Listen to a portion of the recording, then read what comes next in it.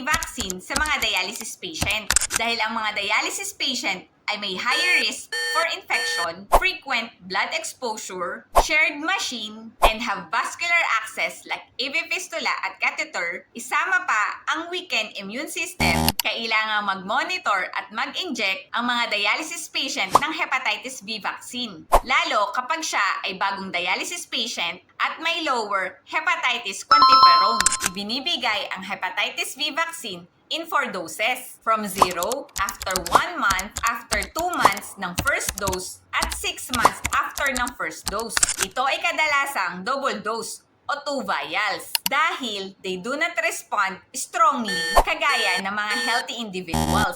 Inirerekomenda ang IM sa deltoid muscle o sa braso at iwasan ang AV fistula arm kapag ini-inject na ito. Do not give or i-delay ang vaccine kung may fever, active infection, at kung may active hepatitis B infection dahil already infected na si patient at hindi na useful ang vaccine sa ganitong sitwasyon. Kaya naman upang maiwasan ang pagkalat ng ganitong sakit sa mga dialysis unit, inirerekomenda na sundin na magpabakuna sa inyong dialysis nurse sa tamang oras at tamang panahon. I-comment mo naman dyan sa baba ang salitang vaccine kung may natutunan ka sa video na ito. Please like, share, and follow mo na rin nang mas makatulong tayo sa iba.